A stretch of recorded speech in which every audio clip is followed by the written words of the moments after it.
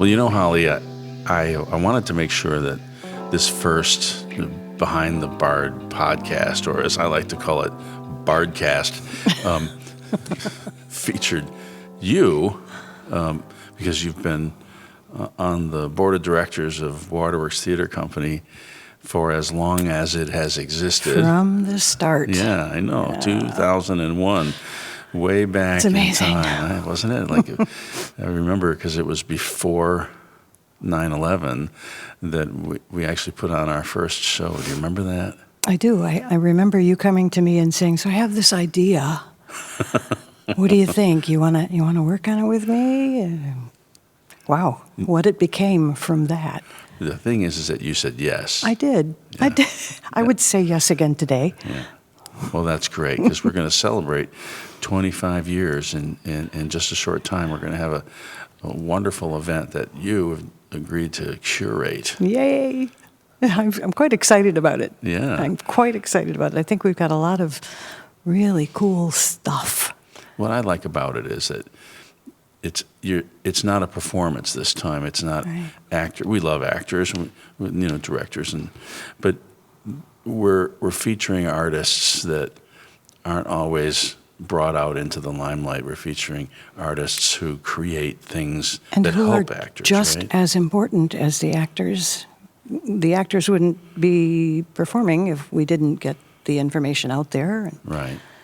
all of that stuff all of that background stuff gives them something to get the audience in there.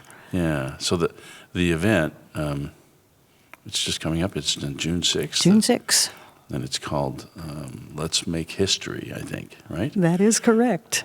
Well, let's talk about our friends here we have visiting with us. I'm worried my hands are going to get eaten up by these characters you have brought with us today. Who are all these people that we have here? Well, back in, I think it was 2010 that we did the Tempest. Does that sound like the right year, I think? And you had met Nina, at the time, Nina Barlow. Oh, she's one of our featured artists? Yes, absolutely, yes. She's now Nina Barlow Glover. That show required some 50 different masks. And although Nina was happy to tackle it, she needed help. So I helped her. I spent a summer interning with her and learned how to make these fabulous masks. And this, right over here, this scary-looking goat fellow, yeah. Yeah. I don't even want to touch him. Oh, you can. You can pick it up and play with it. It's pretty sturdy. He's not alive? Not at the moment. Okay. Not at the moment. Yeah. His eyes were wired to light up. Oops, sorry. It's okay. We'll fix that. He came in. He's from the Tempest, and he was one of the demons that accompanied the harpy when Ariel turns into a harpy and comes in to punish the three bad guys. So this guy, you're saying an actor actually wore this guy on stage? Oh yeah. Wow. I think there were 4 others, equally creepy, like a lion or different animals, but all scary. Wow. And it's beautiful that these are handcrafted, just for the show. I give up on this guy here. We'll just put that down. Yeah, right. Yeah, just for the show. And we have a local talented artist who puts together a specific design just for the one show, right? At the request of the director at that time, that was Jeff Tamakis, who wanted all of those masks for that show. And Nina is so skilled. I should have brought a couple more of her interesting things. She only did that one show for us, I think. No, she did a decapitated head for a Macbeth that we did. But anyway, I'm so confused. She can do a wide range of materials, and her skills are amazing. She's a really good sculptor. Well, you don't want to bring them all on this show because we want to display them at the fundraiser. They will be, which, by the way, is going to be at the Royal Oak Historical Society Museum, which we didn't mention yet. Oh, right. Okay. On Webster, just off of Crooks. It's they've got a really lovely space, and they're allowing us to put up all of our art, our various types of art, for a couple weeks. Oh, so this is sort of like an art opening. It is. It's like a gallery. It's going to be great. So we have the big opening party. And then after the party, all of the display will stay up for, I think it's 2 weeks. My memory is so awful. I should have made some notes before we came over here. Well, 25 summers of Shakespeare will do that to you. True enough. Now, who's this guy here? Who's this guy? That's kind of interesting. I think he made an appearance for maybe 10 seconds in As You Like It. You remember? I think it's Orlando falls asleep under a tree and is stalked by a hungry lion. Yeah. Well, that's the hungry lion. Oh, right. Yeah. Instead of just having somebody talk about that happening, You actually showed it. there was a lion on our stage. Yeah. That's beautiful. This one, this right here, Yeah. that's King Hamlet. Oh, yes. I remember it well. Yeah. Yeah, from I wonder 20 who directed that. Yeah, that was from 2014. I directed that show. Yes, you did.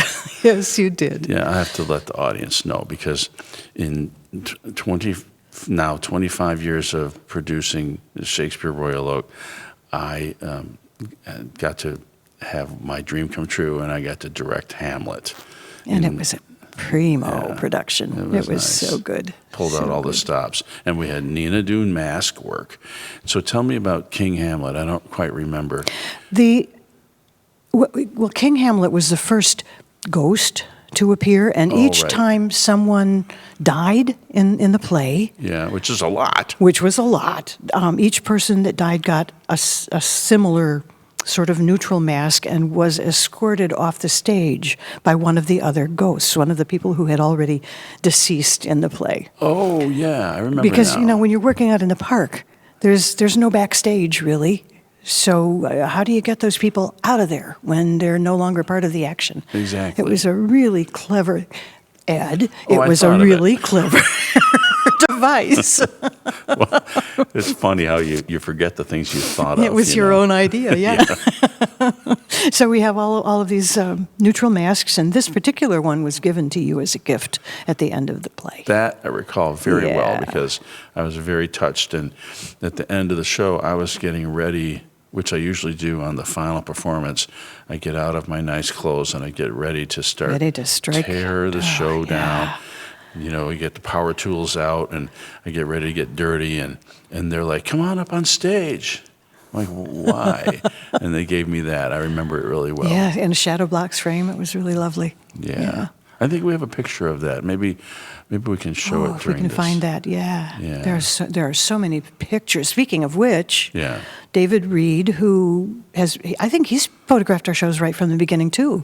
David Reed, a local professional photographer right from Royal Oak. Yeah. And he does brilliant work. His photos are so evocative and memory stirring. Mm-hmm. So they're wonderful. But there are hundreds of them for each show. And he's So- one of our artists that we're going to be. We will be displaying. I actually have compiled placards of David's photos from each of our 25 shows. So we have 25 different placards with a variety of photos on each one, so you can kind of get a feel for Right. how it was staged each year. Well, I happen to know that David will be there that night. Oh, excellent. Yeah. Excellent. With his camera. More photos. The thing is, what I love about David is, I don't know if this is sort of inside baseball, but what I love about David is he's been photographing Royal Oak for so long that he photographed me when I was in high school plays at Royal Oak Kimball High School. So That was a day or two ago. yeah. So he's such a great local artist. He's one of the people that this event is supposed to, raise up a little bit and support because we love our actors, of course, but we want to show the talent that's behind the actors. And besides that, we want to explain what this guy is right here. This pretty one, this little Yeah. sparkly one. This is Ariel, but not from one of our main stage productions.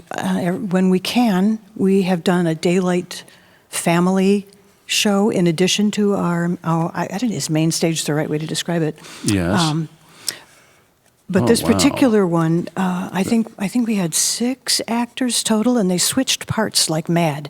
Everybody was playing, several characters, and needed something real distinctive to help identify who they were at that Yeah. time. So That's this was beautiful. Ariel. Yeah, this is one of my favorites. Ariel's an awesome character. Oh yeah. Wow. The idea I had in mind was, although she's on land as part of the play, she seems to me to be a water creature as well. So I wanted things to look kind of water bubble kind of stuff, but still with leaves and flowers and things for the land part of it. Anyway, I really love this. This is one of my favorites. This is mine, not Nina's. Right. So we have you and Nina and David, and is this yours? This is mine. This is from one of our from one of our teen ensemble shows. Actually, it was a Tempest. There's Wow. wind, Look at and that this is the detail water, work. and fire, and an earth. In our first incarnation of the Tempest, Nina made some goddesses. And for this teens ensemble production, instead of goddesses, they were representing water, fire, wind, so the elements. Maybe people who aren't familiar with our festival might want to know that if they come to Shakespeare Royal Oak in the summertime, they have at least 3 different shows they can watch. They have the main stage show that we're going to be doing this summer, which is Macbeth, and that'll be done in what do they call that? Steampunk style. Steampunk style. I think it's going to be so cool. Yeah. Talk about design. We've got some great designers this year for that. I can't wait to see. I mean, Monica Essens is doing the set this year, and she's brilliant. She did several of our past sets, and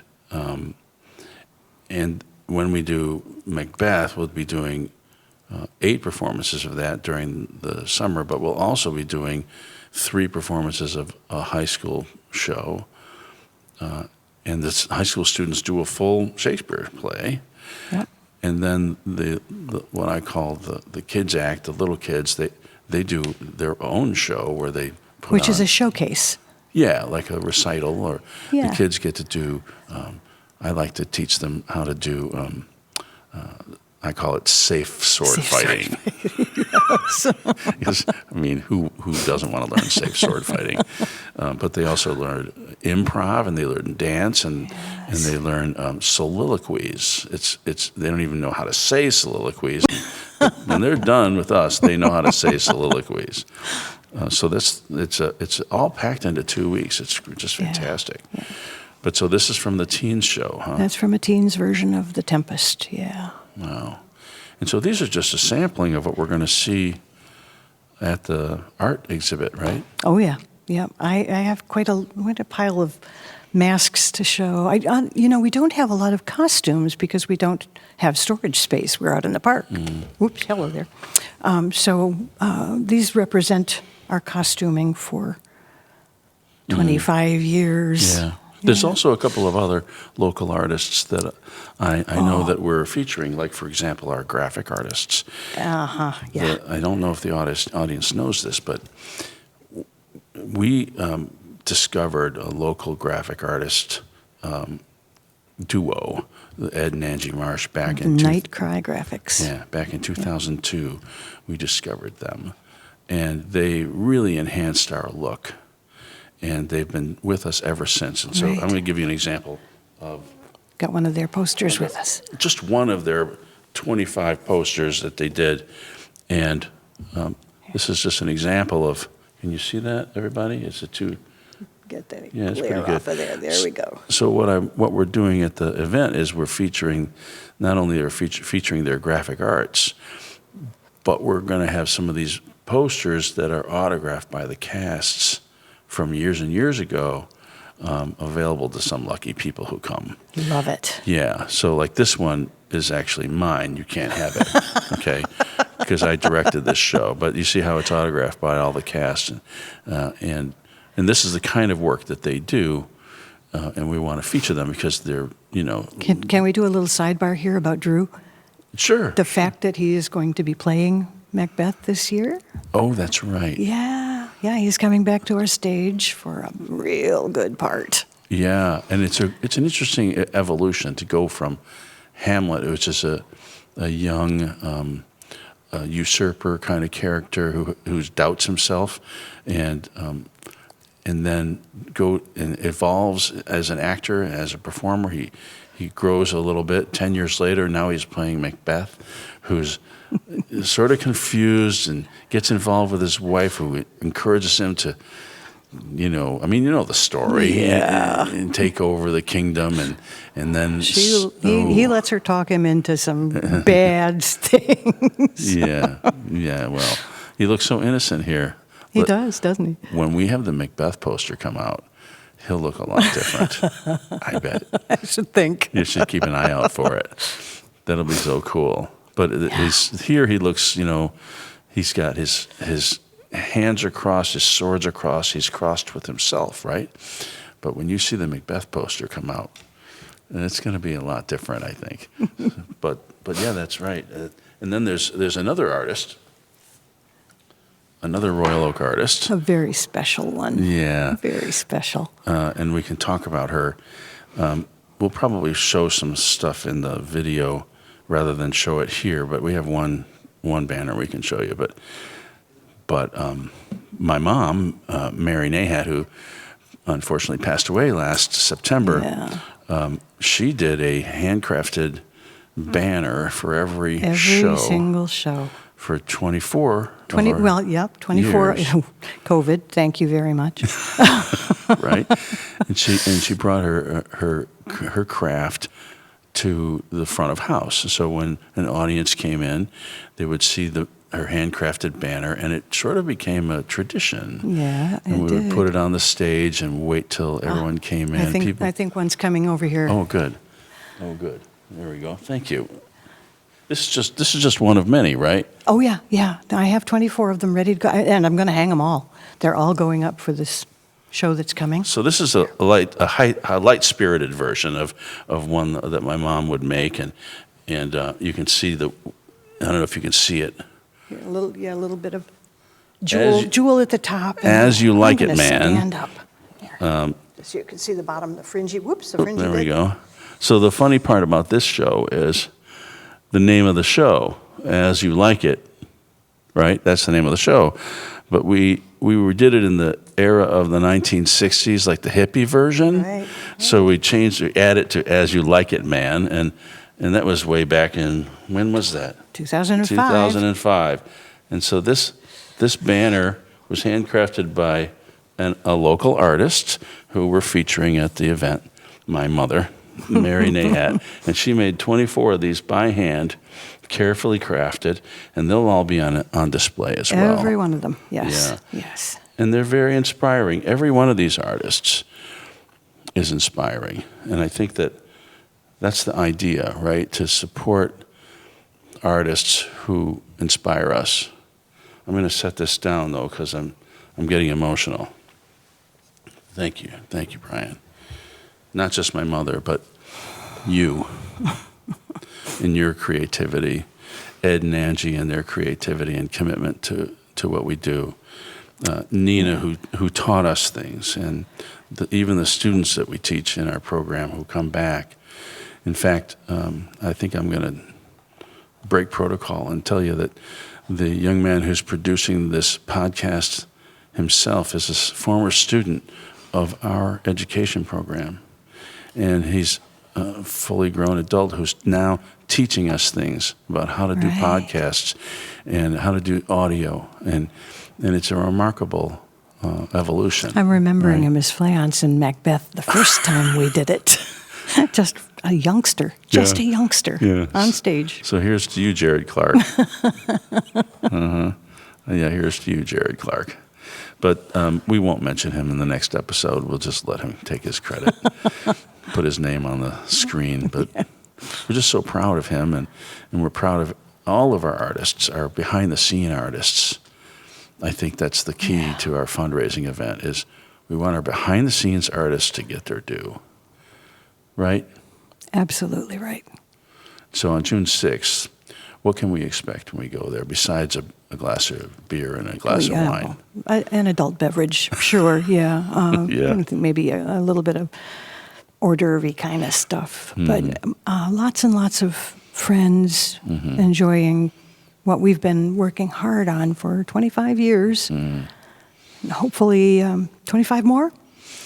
Well, we're going to have to rally some of these young Maybe folks out of the program, but yeah, I'm just really excited about it. I'm looking forward to it. I think it'll be a lovely evening. Yeah.